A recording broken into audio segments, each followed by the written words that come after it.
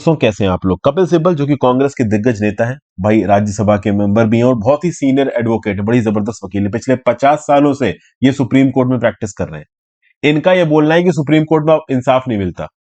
Supreme court भले ही landmark judgments के लिए मानी जाती है, लेकिन इन लैंडमार्क जजमेंट्स का ग्राउंड लेवल पे कोई इंपैक्ट नहीं आता। और रिसेंटली ही सुप्रीम कोर्ट में कुछ जो सेंसिटिव केसेस होते हैं, जो कि एक्चुअली में पब्लिक पे इफेक्ट डालते हैं और सरकार को अकाउंटेबल करते हैं, वो कुछ स्पेसिफिक जजेस को दिए जाते हैं। कुल मिला के इनडायरेक्टली सिब्बल साहब यही कहने की कोशिश कर रहे हैं कि सरकार ओवरऑल अपने फेवरेट जजेस को केसेस दिलवा देती है through chief justice of India. उस कंटेक्स्ट में सरकार के खिलाफ कोई एक्शन होता नहीं है और देश की जनता को जस्टिस नहीं मिल पाता। अब इस कंटेक्स्ट में बहुत ही सीरियस इल्जाम लगा रहे हैं कपिल सिब्बल साहब, क्योंकि यहां पे केवल सरकार के ऊपर इल्जाम नहीं लगाया जा रहा है, यहां पे चीफ जस्टिस ऑफ इंडिया के ऊपर भी इल्जाम लगाया जा रहा है। क्योंकि इन जजेस का जो रोस्टर रिलीज होता है ना, वो roster chief justice of India release करता है। मतलब कौन सा केस किस पर्टिकुलर जज पे जाएगा, ये कौन डिसाइड करेगा? Chief justice of India decide करेगा। तो यहां पे कपिल सिब्बल साहब ने ओपनली ये बोला। अच्छा, ये बोला कहां पे? तो पीपल्स ट्राइब्यूनल यहां पे ऑर्गेनाइज कराया गया। इस ट्राइब्यूनल को दिल्ली में ऑर्गेनाइज किया गया, किसके द्वारा? CGAR, campaign for judicial accountability reforms. फिर PUCL, people's union for civil liberties. फिर आपका national alliance of people's movement, NAPM।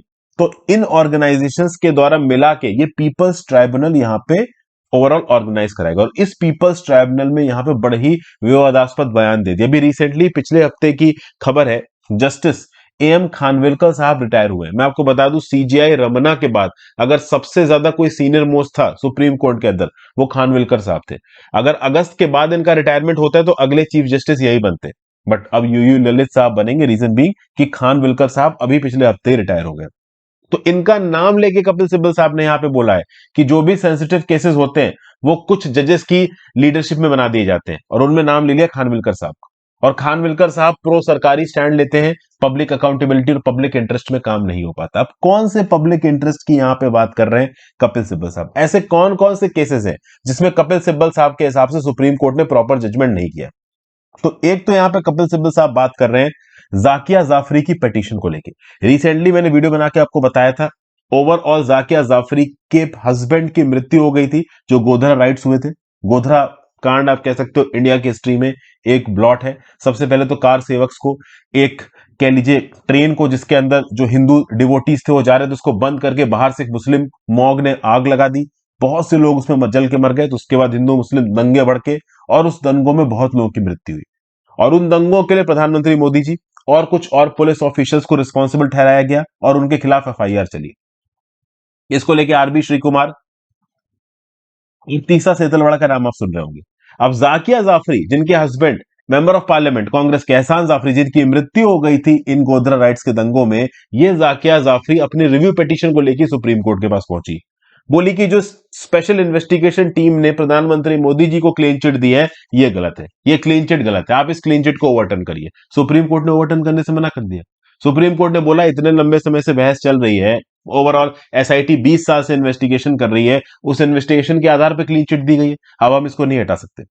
फिर उसके बाद overall prevention of money laundering act के अंदर जो इन्फोर्समेंट डायरेक्टोरेट को ताकत दी गई। देखिए, इस बात को मैं डेफिनेटली बोल सकता हूं कि थोड़ा कंट्रोवर्शियल हो सकता है। PMLA, prevention of money laundering act के अंदर इन्फोर्समेंट डायरेक्टोरेट को बहुत ताकत दी गई है। अगर आपके ऊपर मनी लॉन्ड्रिंग के चार्जेस लगाए गए हैं, तो जब तक आप जज को नहीं प्रूव कर देते कि आप इनोसेंट हो, तब तक आपको बेल तक नहीं मिलेगी। तो इस कंटेक्स्ट में बहुत सारे क्वार्टर्स में सुप्रीम कोर्ट को क्रिटिसाइज किया गया है। तो हाँ, इस पर्टिकुलर चीज के ऊपर ओवरऑल सुप्रीम कोर्ट में बातचीत हो सकती है कि क्या यहां पे सुप्रीम कोर्ट ने फेयर किया। फिर उसके बाद 17 ट्राइबल्स की ओवरऑल आप कह लो किलिंग हुई थी। कब? बहुत काफी पहले हुई थी। नक्सल ऑपरेशन, एंटी नक्सल ऑपरेशन हुए थे छत्तीसगढ़ में। तो सिक्योरिटी फोर्सेज ने 17 ट्राइबल्स की एक्स्ट्रा जुडिशियल किलिंग की थी। तो 2009 में पिटीशन फाइल हुई थी इंडिपेंडेंट इन्वेस्टिगेशन के लिए। उस पिटीशन को यहां पे सुप्रीम कोर्ट ने रद्द किया। तो ये जो 3 रीसेंट डिसीजंस हैं सुप्रीम कोर्ट के, और ये जो डिसीजंस थे ये कैसी बेंच के द्वारा लिए गए, जिसको लीड कर रहे थे जस्टिस AM खानविलकर, जो कि अभी के लिए रिटायर हो चुके हैं। तो इस कंटेक्स्ट में कपिल सिब्बल साहब का यह इल्जाम है कि supreme court fair and fine तरीके से काम नहीं चल रही। सुप्रीम कोर्ट में जो इंपॉर्टेंट सेंसिटिव केसेस होते हैं जो कि सरकार की अकाउंटेबिलिटी कर सकते हैं, उनको कुछ स्पेसिफिक जजों को दे दिया जाता है और बाकी जजेस को यहाँ पे कुछ भी नहीं दिया जाता है। रोस्टर सिस्टम को यहाँ पे एक्सप्लॉइट किया जा रहा है। मतलब ऑब्वियस सी बात है, चीफ जस्टिस ऑफ इंडिया पे भी क्वेश्चन है, जो जज यहाँ पे डिसीजन दे रहे हैं उनके ऊपर भी क्वेश्चन है, और ओवरऑल सरकार के ऊपर तो देखो क्वेश्चन है ही। अब जैसे ये स्टेटमेंट यहाँ पे कपिल सिब्बल साहब ने दिया और ऊपर ने ये भी बोल दिया कि मैं 50 साल से हूं, 50 साल में अभी कैसा भी नहीं हुआ, लैंडमार्क डेवलपमेंट तो दे देती है पर ग्राउंड लेवल पे कुछ नहीं होता। अब इस कंटेक्स्ट को लेके भाई अपोजिशन भी आएगा, लोगों ने क्रिटिसाइज भी किया है।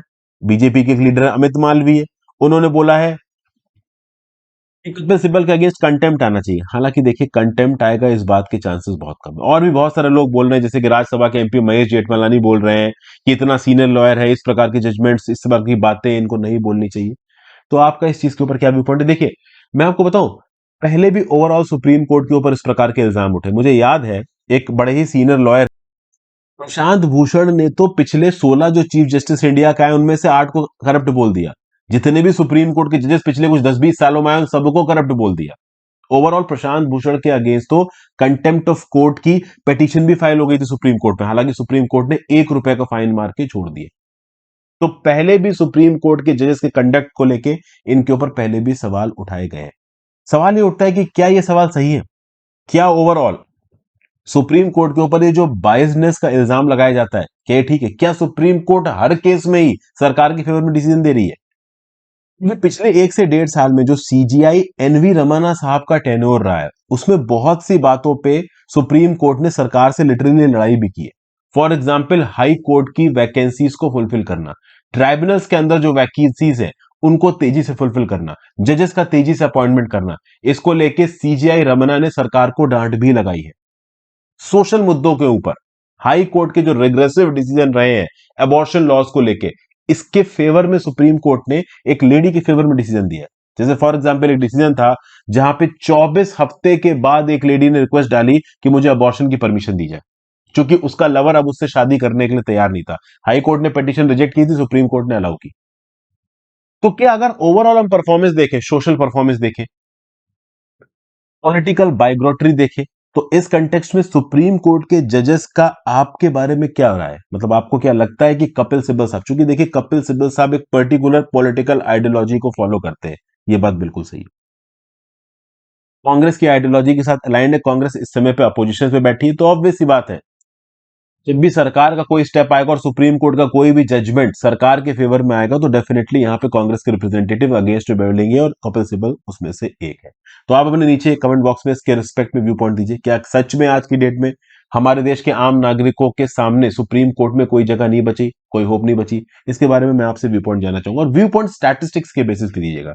अगर और आपने व्यू पॉइंट देते हैं तो एक पर्टिकुलर केस बताइए जहां पे सुप्रीम कोर्ट ने सही डिसीजन दिया, अगर आप सुप्रीम कोर्ट के डिसीजन को सपोर्ट करते हो, या फिर अगर नहीं करते हो, अगेंस्ट बोलते हो, तो गलत डिसीजन दिया। ये दोनों ही केसेस बताइए।